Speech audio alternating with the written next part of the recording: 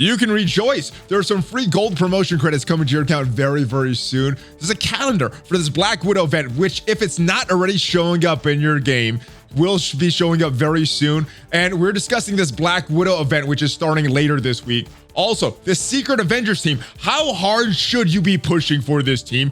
Are they kind of redundant?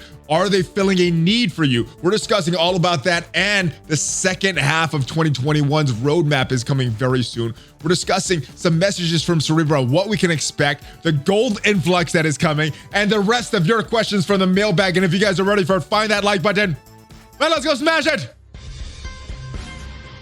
ValleyFlyin.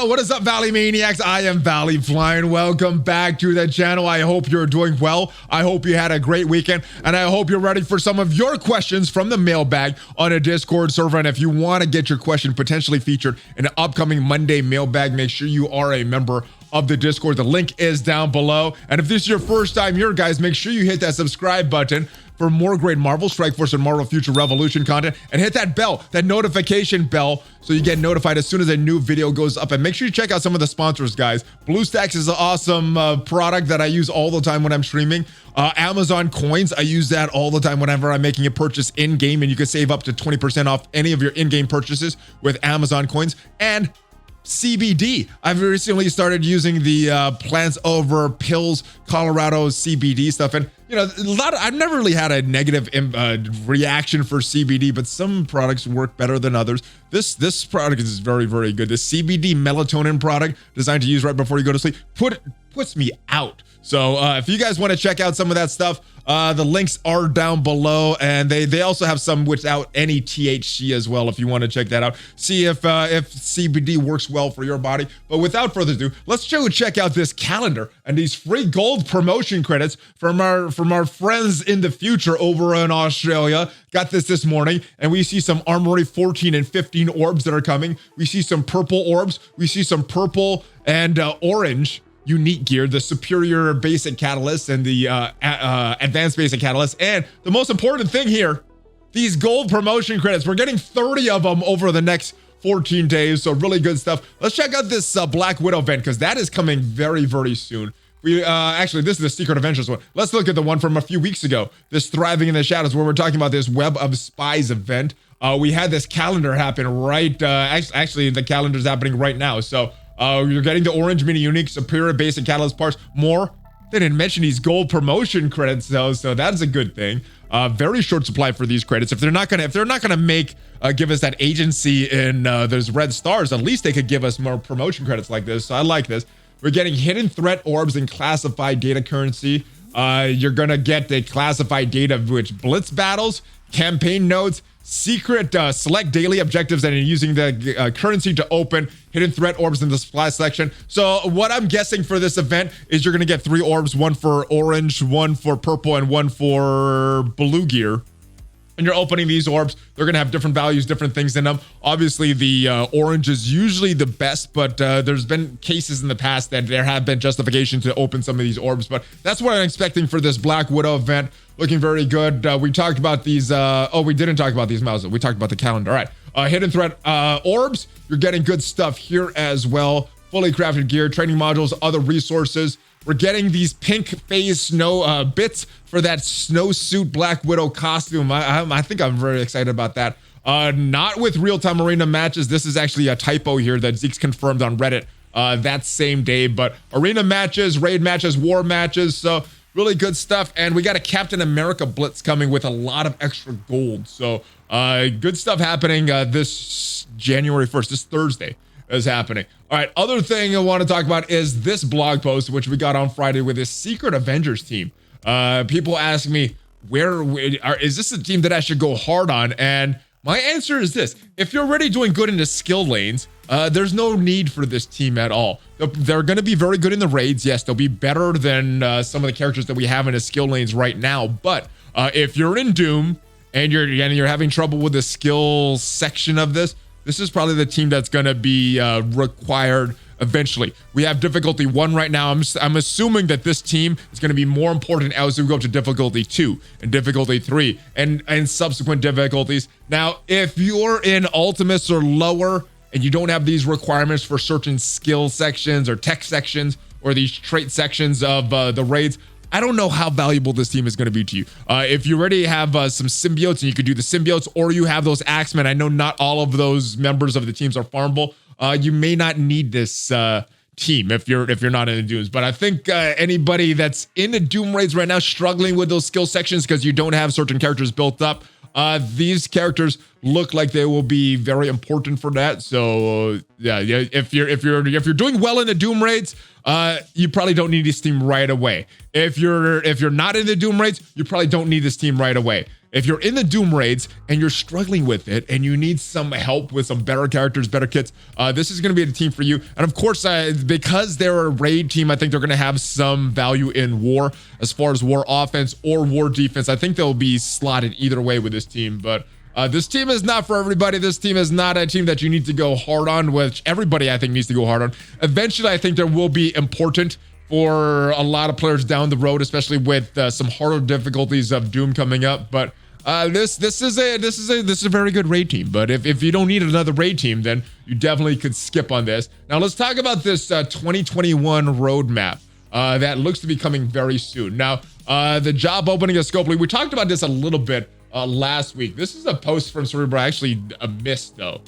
So he's wondering about what's going on with the studio leadership, any news that you could share with us, and his response was this: the details of these conversations will be more public in July, especially with the second 2021 preview blog covering the second half of the year. And I hope it's better than the first half of the year, because in my opinion, that was a major fail. We've had 3 roadmaps so far: 2020, late 2020, early 2021, and early 2021 I think was a big fail. The first blog post I saw, and nothing in it really excited me. All of them were monetization methods. Hopefully we get some better news with this late 2021 that's offering fun for the players and not just monetization for Scopely. But I'll tell you that I personally feel the student leadership is now fully aware of the big picture and some of the challenges we are facing internally, which has affected players' experiences with the game. Yeah, no plan so far in 2021. So hopefully with this preview, now we have a plan going forward. I'm crossing my fingers with that, but there's a lot at stake. It looks like Scopely's really using a lot of resources in Marvel Strike Force. So hopefully they see what's going on with the community, see what's going on with the players, see what's going on at Boundless, and can right the ship for a late half of 2021. And bottom line, I feel better about the overall vision of this game than I did a few weeks ago. I guess that makes me feel a little better as well, because yeah, a few weeks ago, this game was probably at an all-time low. Not much, honestly, not much has changed as far as what actionable things have been done. There's been a lot that's been said. There's been things that they say they're going to do to improve the experience. But yeah, I guess I feel a little better as well now that Cerebro knows about the vision of the game, and they have a more clearer vision, I guess. I look forward to sharing with that all of you soon. And I look forward to that as well. Now, big influx of gold is coming in the near future. Now, a lot of people got confused and thought that this meant that with this event for Captain America. If we look at the blog post from Friday, we see that in this Captain America Blitz, this July 1st Blitz for Captain America, in addition to earning Captain America shards, our normal rewards for Blitz, it looks like you're also going to earn 700,000 gold from the milestones and an extra 3 to 4 gold orbs through these ranked events. So that looks good. But a lot of people were thinking this is the big influx of gold that's coming. No, that's not in it. Cerebro did confirm this as well. Cerebro said in a mobile gamers chat, and I guess it was a chat that was going on as the blog post was released. The Blitz thing is a one-time thing, not the big gold announcement. He said there would be a big change of monthly gold income. Correct. That Blitz, that Captain America Blitz, is not what I was referring to. It was monthly gold in from it changes to the whole economy, not a one-time Blitz thing. So those of you that were thinking that Captain America thing would be it, it's not. So good. Rejoice, guys. Let's get to your questions though. And like I said, if you want your question potentially featured on one of these videos, make sure you join the Discord. right, so that is it for the news. We're kind of caught up in what went on the ending part of last week, what went on over the weekend. Let's get to your questions now. All right, Valley, any news on Cerebro about the gold influx? I'm saving my gold orbs in hopes that the drops are significantly increased. So no information except what we revealed earlier from Cerebro about the gold orbs in particular. He said that there would be a change to gold, the economy of gold, influx of gold in the near future, but didn't necessarily say anything specific about these gold orbs. I'm saving mines as well, whether these drops are increased or not. I always, if I need gold, I'm opening my gold orbs. If I don't need gold, I'm not opening my gold orbs, and I treat a lot of my orbs like that. So if you need your gold, then if you open it, use what you need. If you don't, though, just save those gold, and hopefully there will be a message about gold orbs or what the plans are. Let me say, hopefully there's a message about what the plans are for this gold economy, this big influx that is coming very soon. So yeah, hold for right now is my plan, but I have not seen anything about gold orbs specifically, brother. All right, ValleyFlyin, about to be done with Dark Dimension 3 and into Dark Dimension 4. Was wondering if I should still bring Phoenix in, since Kestrel has kind of negated her usefulness. I have my Phoenix at gear 14, 86k power, 6 gold, 4 red, 6, 7, 7, 5 abilities. All right, so Kestrel, Phoenix is still good in Dark Dimension 4. You can still use Phoenix in Dark Dimension 4. You're not running into any enemy Kestrels there, and in most of the content that you're going to use Phoenix in, there's no enemy Kestrels there to negate that summoning of Dark Phoenix. Now, you will run into that in real-time arena. You will run into that in some other type of PvP map. I'm trying to think of where I see Kestrel, where I'm taking Phoenix. There's not many places except for real-time arena. In war, you could kind of control the battle, so you know you're an enemy. So with that said, Phoenix is very good in Dark Dimension 4. She'll take days off, maybe weeks, or depending which characters you take in. She'll take some time off your Dark Dimension 4 run. The big question is, where are you going to use her after? So she still is valuable in Dark Dimension 4. Maybe will still be valuable in Dark Dimension 5 whenever that comes out. But as far as the value outside of that is severely dropped. Dark Phoenix not being able to summon when Kestrel has charged, that severely limits her value. What else? I mean, and Ebony Maw's limited her value, so she's just falling off. But I think she still is a decent choice for Dark Dimension 3, unless you're really planning ahead for the future, because unless you're taking in all characters that you plan to use afterwards, yeah, she'll be good in Dark Dimension 4, but maybe not so much afterwards. So that's my thing on it. It's kind of like Invisible Woman, great for Dark Dimension 4, not so great afterwards. So if after hearing that you still want to bring her in, then cool. If after that you don't want to bring her in, cool. But you know, hopefully this gives you the information so you can make an informed decision on your own. So great in Dark Dimension 4, not so great afterwards. So hopefully that allows you to make a decision one way or the other, brother. All right, let's try this again. Hey, Valley, my smashing brother, long-time watcher, second-time poster. You didn't answer my question. That's because I don't know the answer to your question, but we'll try this again, brother. The question has to do with interaction in raids with Nobu, Electra, and Black Bolt. Black Bolt is supposed to apply Disruptor to her character when he summons. Yes, that's true. A character, when that character summons, yes. However, I've noticed since the recent patch, there's something going on when Nobu is on the field and I don't delete him right away and Electra drops, she applies evade to Nobu. Yes, I understood that from last week. Then Nobu summons. Black Bolt is supposed to apply Disrupted to the summoner, but Nobu dodges the Disrupted. Yes, that's exactly what I understood from last week. There's not a lot of consistency to the way these passives, so some of even the normal skills proc. So it looks like that from what you're describing, either something got changed when the update dropped, or something was always there and just not noticed about the Disrupted being able to get evaded. So it looks like it's going to a focus resistance check. Also looks like that focus resistance check can be dodged. So I don't know if that's how it's supposed to be worked. I don't know if that's a bug. Normally these kinds of questions don't get answered in the Envoy chat, but I will definitely ask if we can get a more definitive answer for you.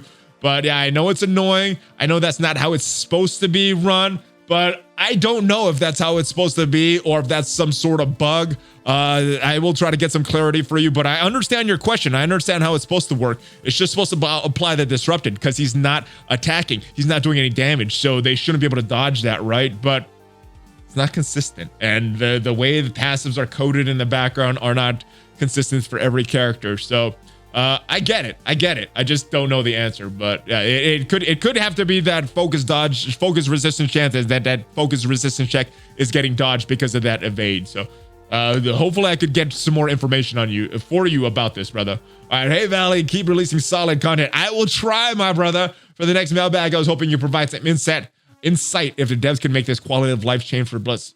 Yeah, sure. They can make any quality of life change for Blitz that they want. It's just, will they? Do they have the man hours to make that change? And do they see enough profitability in spending those man hours? Will it reap the rewards from players spending more money? So Sure, they can. Let's read this, though. Let's see what this changes. With all the rotations we have to do lately to remain competitive, usually 8 before server reset, yes. Would it be possible for them to reduce the cooldown timer to 90 minutes or an hour so you aren't trying to space out consistently throughout your day time to run a rotation?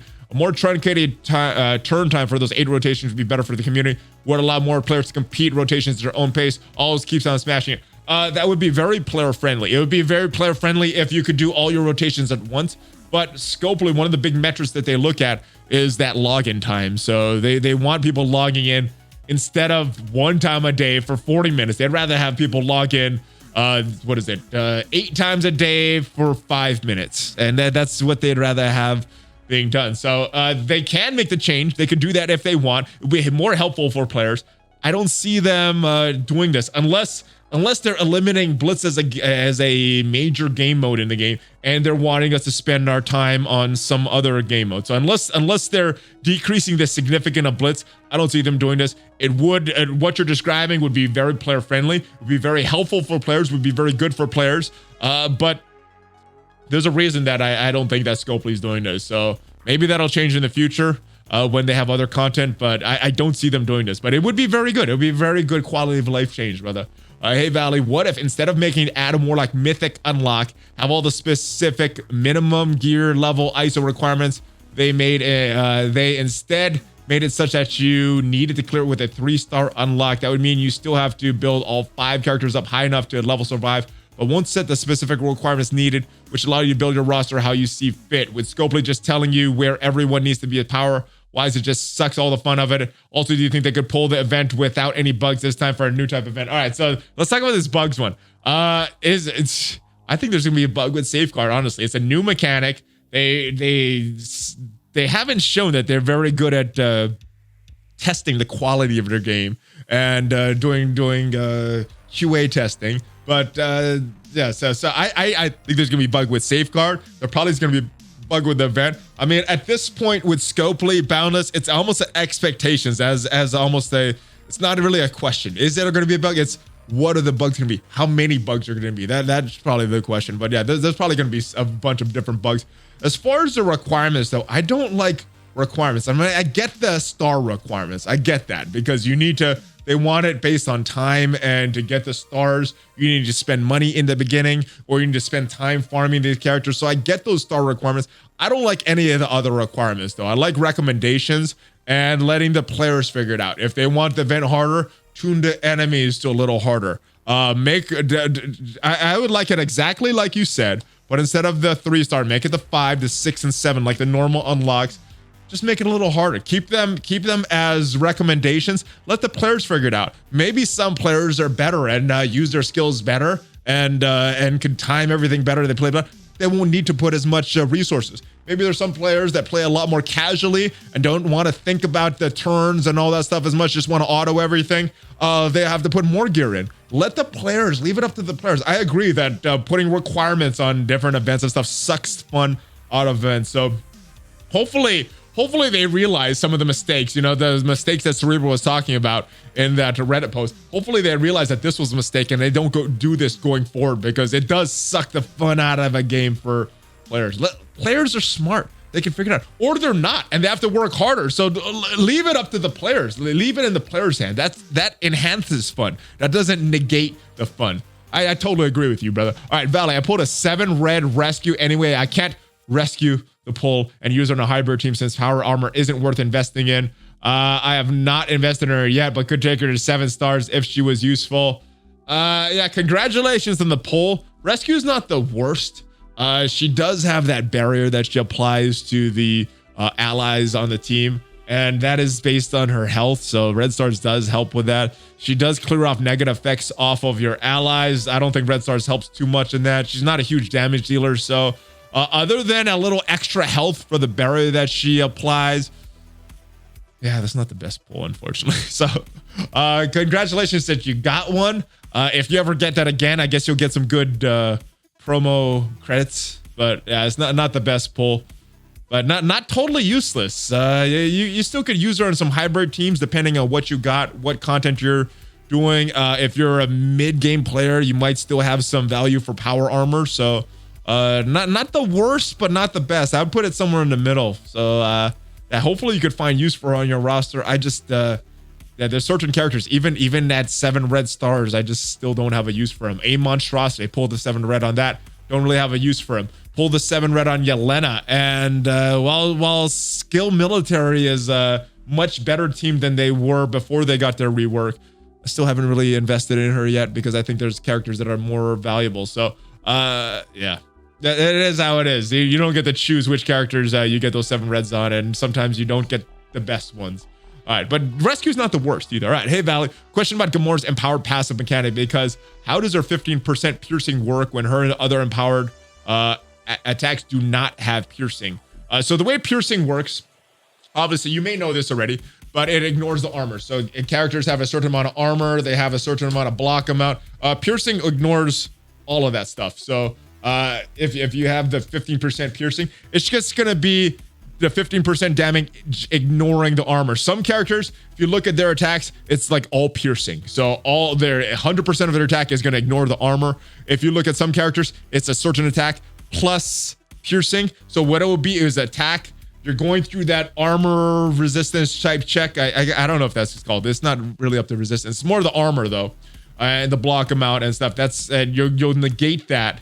Or you won't negate that with the first attack, and then with that additional piercing attack, all that stuff is negated. So it's like the normal damage plus a little bit more is the way that I think it works, unless there's something not consistent in the way it works with other characters, and there's some weirdness going on. Does every attack just get the extra piercing? So each attack on the basic grade is 75% piercing for the full Infinity Watch. No, the way I understand it works, and maybe I'm incorrect on this, it's just you get your normal attacks, and then you also, in addition, you get that piercing damage as well. Not 15% on each attack. That's unless there's something different with this Infinity Watch going on in the background. But yeah, it's just additional added onto your attack, and then that additional piercing doesn't just totally ignores the armor.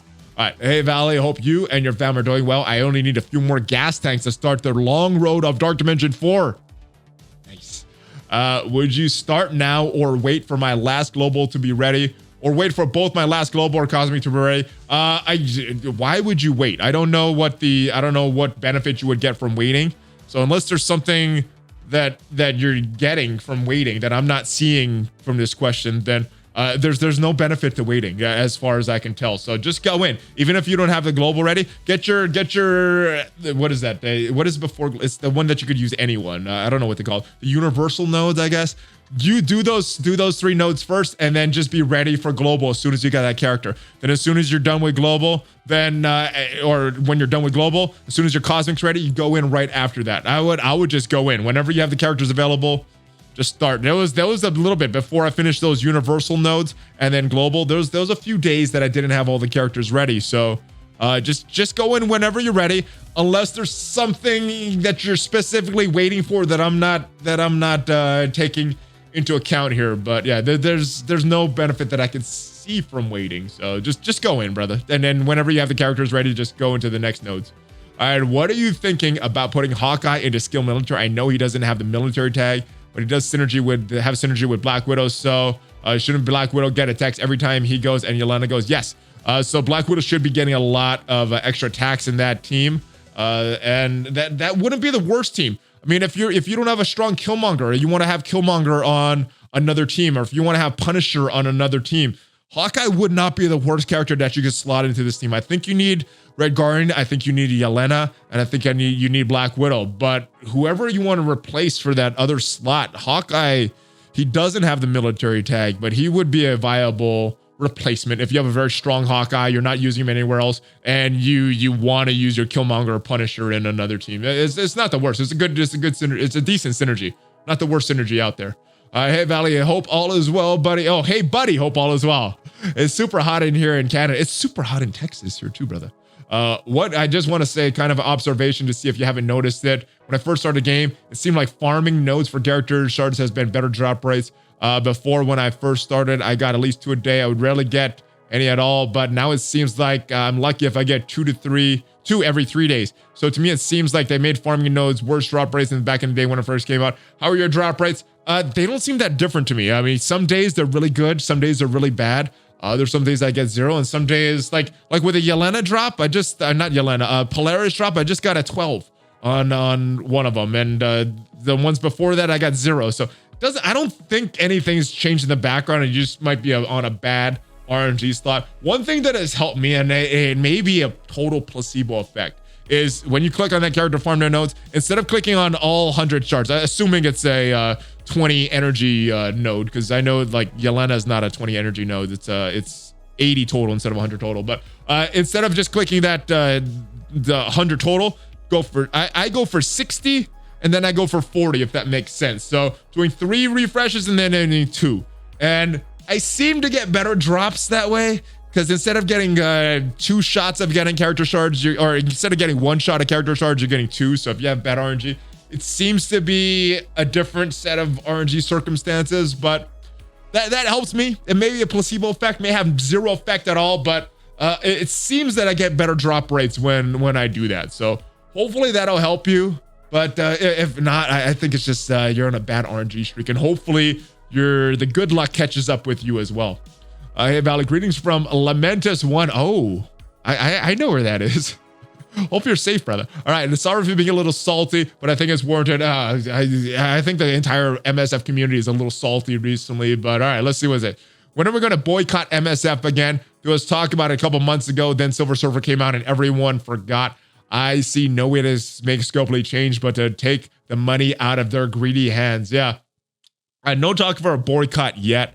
I think some of the messaging from Cerebro has been promising. I don't know if it's I don't know if I would say it's super hopeful at this time, just based on some of the communications and that we've gotten in the past, and the actual what the response, the real response has been based not just on words. So I think this is a little different. I'm getting a little different vibe from Cerebro. I know a lot of people in chat and in the mornings are saying, oh, it's the same thing. Getting a little different vibe. I'm still very cautious, but I don't think it's the time to boycott yet. But unfortunately, I was looking at some of the numbers from last month, and they seem to have some really good numbers. So I don't know if the anger in the community is changing things. I don't know if boycotts change things, because I mean, when the Save MSF went earlier this year, when Fix MSF went last year, they had some big numbers. So I don't know if it's gonna work. And we have a response to that from Dirk McGurk as well. Spending bans don't work in games like this because the whales Krakens are not gonna stop spending because they don't want to miss out. That only leaves dolphins, spenders, light spenders to stop spending. Honestly, Scopely doesn't care about the group because it doesn't affect their bottom line. I think this is true to some extent. Yeah, there's people that may or may not be involved actively in the community on YouTube, on Discord, on Reddit. They may not see any of that stuff, and they just want to spend. And yeah, so I think they do see some big numbers. Unfortunately, with this game, if it's been tried, hasn't really worked. We've gotten different things. We've gotten more communication. We've gotten little things. We've not gotten the wholesale changes that I think a lot of the community wants. I don't think that's going to be coming. But yeah, I mean, what they said was keep being salty, keep making your voices heard if things aren't good in Marvel Strike Force. So whether that ban works, whether a spending strike works or not, we can still keep making our voices heard, and hopefully they hear us loud enough and they don't continue with this mess that 2021 has been, brother. Why do so many people recommend a healer ISO on multiple man when all he ends up healing on turn is one of his dupes? It would make sense if healer ISO recommend it healed any non-summon clone allies, but it doesn't. It constantly heals a dupe. So he should just be any other ISO. The problem with that, there's not a lot of great ISO options for multiple ban. I think that's why a lot of people settled on the healer ISO for multiple ban, kind of as a default, not as it's a great choice. It's just there's none of the choices are really good. So if we look at Striker, Striker is not really a good choice. His basic is not that great. It's just a damage to the primary target. He gets a little extra. So Striker's not really a good one. He's not doing a lot of AoE attacks. So Raider's not a great choice either. All he's doing is getting summoning more dupes, removing negative effects, clearing self effects from self on this one, and then he's summoning 9 dupes, applying counter and all that. So Raider doesn't really work. He's not doing a lot of attacks, so Skirmisher doesn't work. So that leaves 2 default, the Fortifier and the Healer. And he does do some healing, but it's passive healing. He's going to heal for 5% of this character's max health anytime a dupe dies. So he's gonna get some health himself, but it's passive healing, it's not active healing. So I think this is just more of a default one, that there's no real good choices for multiple man. Not that this is a great choice for Iron Man, but yeah, you look, he doesn't have an attack except on his basic. So Skirmisher, Raider, and Striker are not going to be very good. So it's either healer or Fortifier. I guess if you want to go Fortifier, you can keep him alive a little better. He's not going to get is that minor regeneration. I don't know if he really needs that. So you decide, Fortifier or Healer. I think those are the only 2 viable ISO 8 classes for multiple ban. I think a lot of people went with Healer just because the ease of it, but yeah, it is up to you, brother. Either one is I guess you're choosing the lesser of whatever evils are out there, because Fortifier and Healer and Fortifier not that great. All right, what do you think if there was a rework for Anti-Venom's res ability to also target Spider-Man allies as well as his symbiotes? It would be nice. It would add a little bit more, give a little more viability to normal symbiote Spider-Man and Miles. I don't know if it's necessary. I don't know if either of those characters are necessary, but yeah, I would welcome a change that gives characters more viability and more synergy with other characters. I'd love it. Valley, I am so stoked. I had a 6 red star orb saved up for the longest time. Used it hoping for Adam Warlock, and I pulled a 6 red on him. Nice. Congratulations. I'm mostly free to play light spinner, but I'm not going to unlock him this time around. That's not the worst thing. I think those red stars are way rarer than those gold stars. So eventually you'll unlock him, but eventually you may not get that 6 red stars. So it's good that you got it there. Was already mentioned. But when is this next unlock legendary event going to be? All right. So if it's like Jubilee, it's probably going to be around December. Jubilee took about 6 months for her to come back. She wasn't supposed to take that long.